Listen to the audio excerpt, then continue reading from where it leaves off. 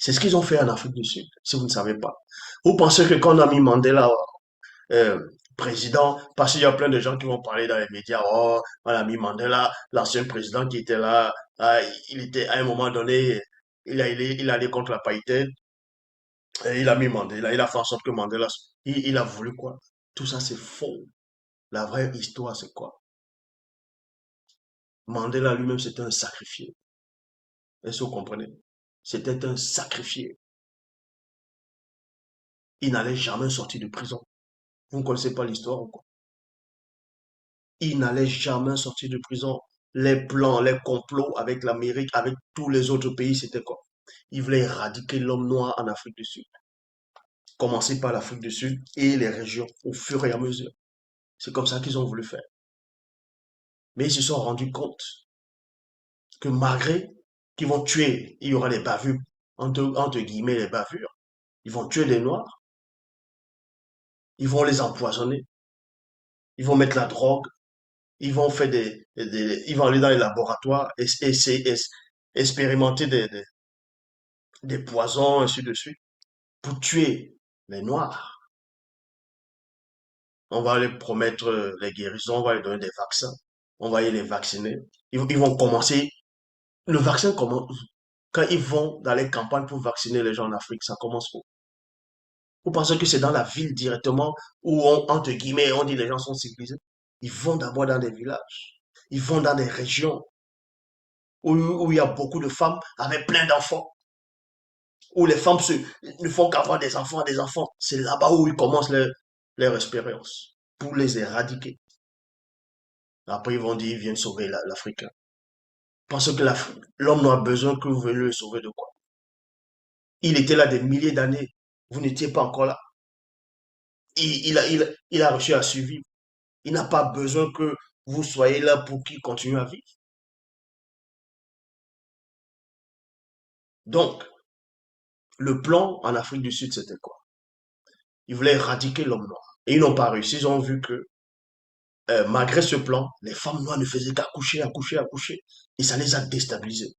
À un point où la population noire est devenue plus nombreuse encore en Afrique du Sud que tous les blancs qui étaient là-bas.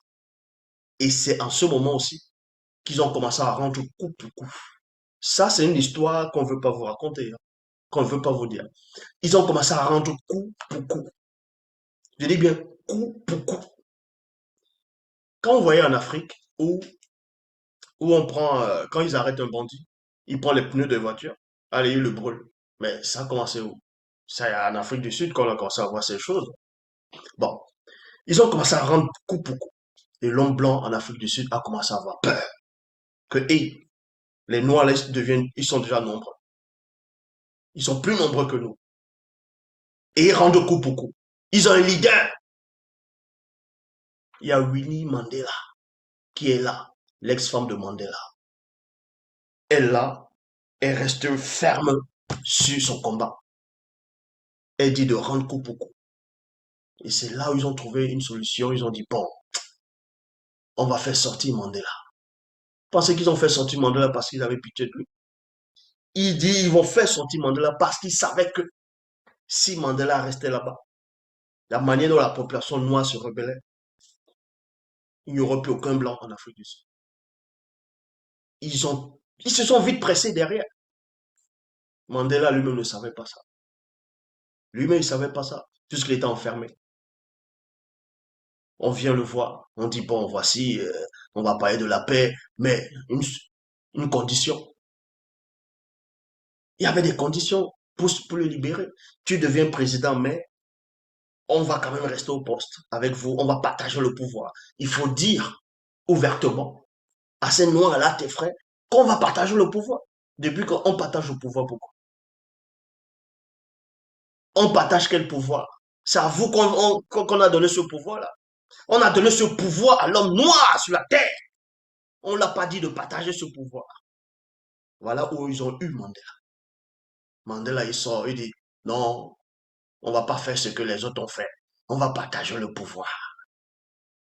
Et vous allez voir des autres noirs qui n'ont aucune substance spirituelle, qui ne savent même pas ce qui se passe. Ils vont dire, ah, c'est bravo, c'est un grand homme. Mandela, c'est un grand homme. Ah, prix Nobel de la paix. Prix Nobel. Nobel, c'est qui? C'est qui Nobel? Toujours avec les propres visions à eux qu'on vous met devant. Et vous êtes content. Il a partagé le pouvoir en Afrique du Sud. Est-ce que vous savez qu'il y a des villes, des quartiers où l'homme noir ne doit pas entrer? Dans le propre pays de l'homme noir. On te dit, tu ne dois pas entrer là. Voilà comment eux partagent le pouvoir. Quoi qu'il y a des choses qu'on peut changer là-bas déjà.